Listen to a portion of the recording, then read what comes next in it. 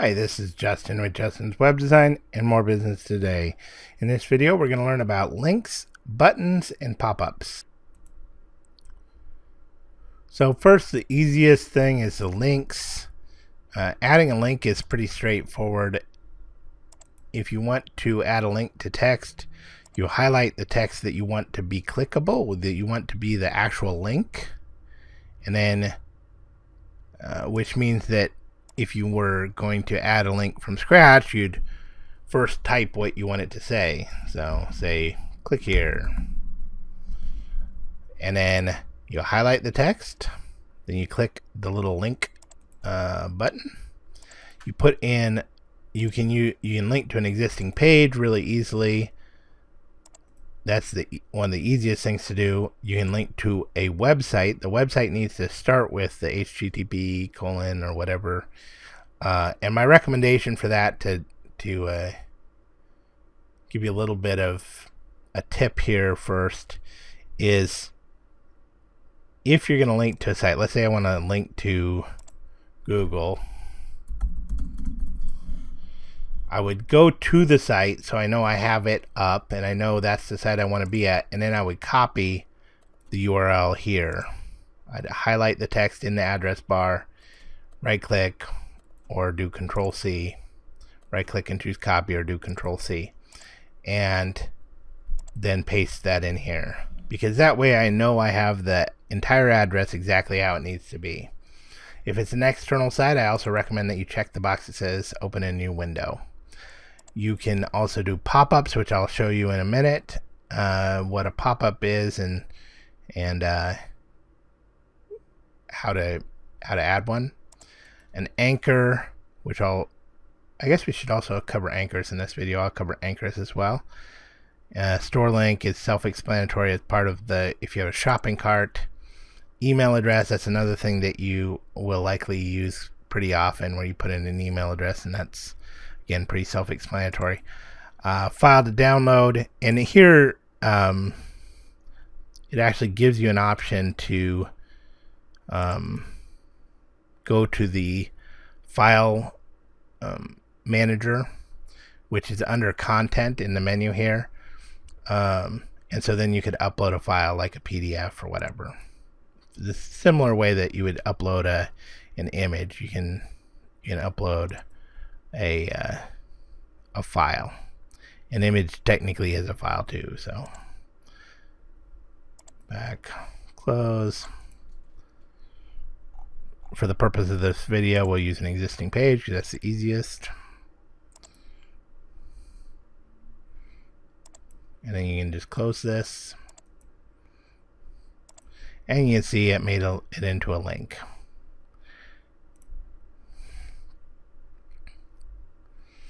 So that's how you add a link.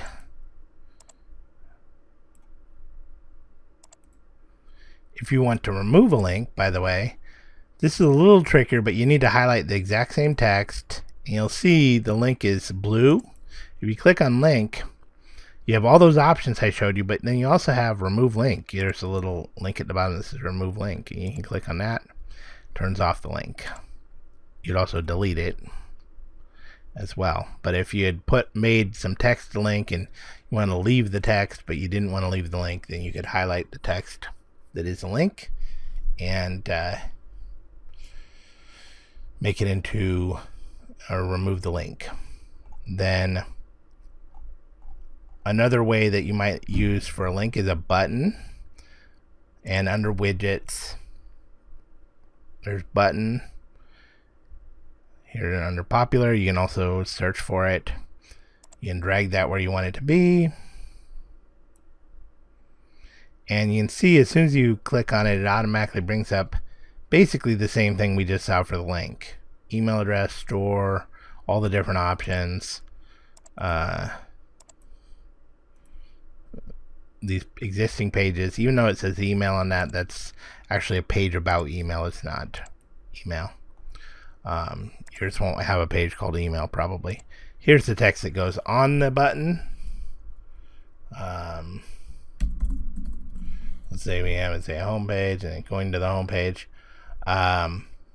And if you want to play with the design, then you click on the design.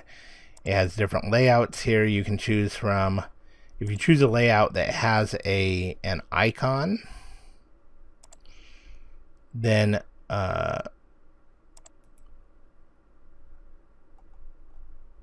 if you scroll down to the button style, you can change the size. You have the icon color. Here's the icon. Choose icon. So then when you click on that, click on the icon, then you can choose an icon here that works for what you're doing. And if you decide you don't want the icon, you can uncheck it. Now it looks goofy on that design without an icon because it's set to be aligned to have the icon on there. You can change the border color, you can change the background color. You can that's the button style. Under button text, you can change the text size, the font color, and then under the hover font color is important too, because it's the same on this one, but if you go back here to button style, you also have more design options, and that's going to have the hover background color. So if we change the hover background color, it'll be easier to see what's going on here. See how it changes when you hover over it. The dark blue. Now let's say I used a real light color for the hover. Then I might want to use a dark color, or if I had white, well, now the button basically the text on it basically disappears. So if I was going to use a real dramatic difference like that, then I would want to go back over to the button text and change the button, not the regular font color, the hover font color, to a dark color, so that there's still contrast, like that. And there's a lot of stuff in here. I'll let you play with it, but those are the fundamental things that you have. Most of it you can do with the button layout.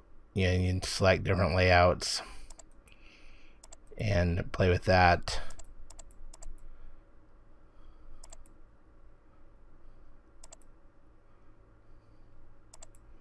Just like that. So you can add a button. Now adding a pop-up, I think I covered this a little bit in Pages. It's pretty much very similar to adding a page. A pop-up though,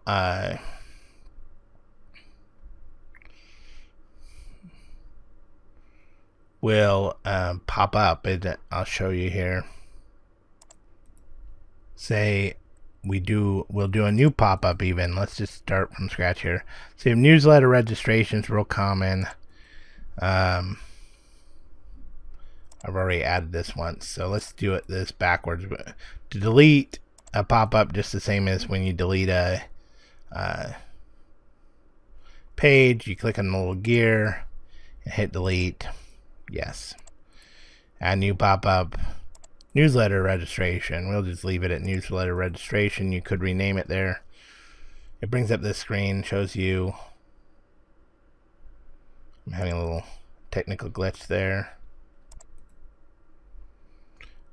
Now that's resolved, and it has the newsletter registration pop up, and this just pops up to show up in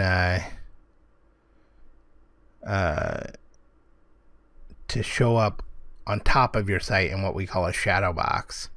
So we can edit this here, add text in here. We can also integrate the form. Right now it's just going to send this email to you as an email. You can choose the recipient. You can also integrate it with things like MailChimp or Google Sheets, and we can get into that deeper in a future video. But that's the newsletter registration portion of that, and that's not what we're after right now. Now we go to the home page. We'd add a link to this.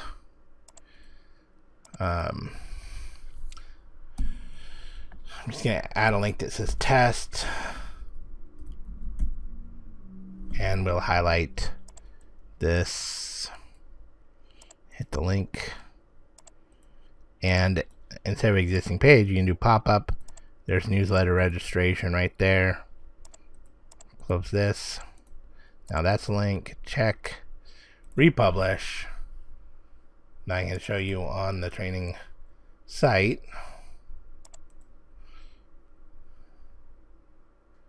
Test. And that's what that looks like. That's a shadow box.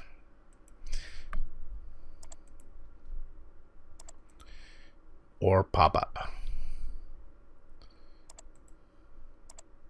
Close this. Okay, so let's switch to anchors.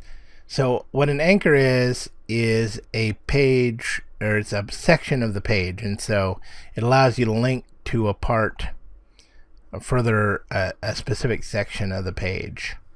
It automatically scrolls down to a specific section, if you will. To add an anchor, you can click on, preferably row. You do row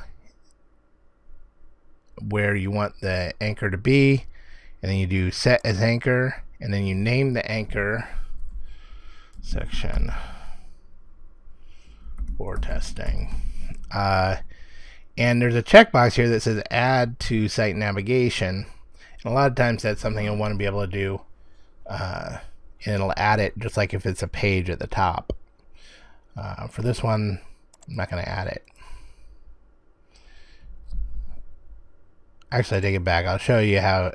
And once it's set, this is one down because this is what's this row. Then you have edit anchor.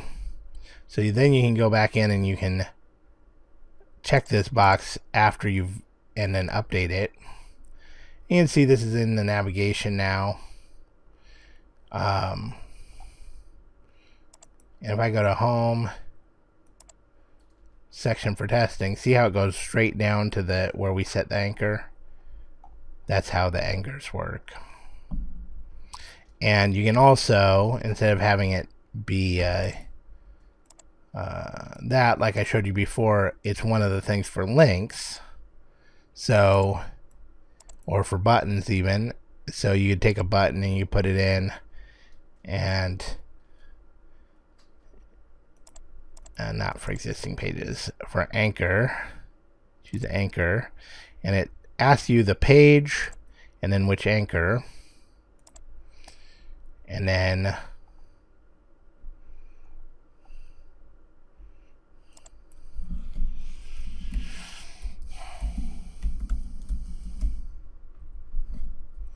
you close that, and then again it just zooms them down.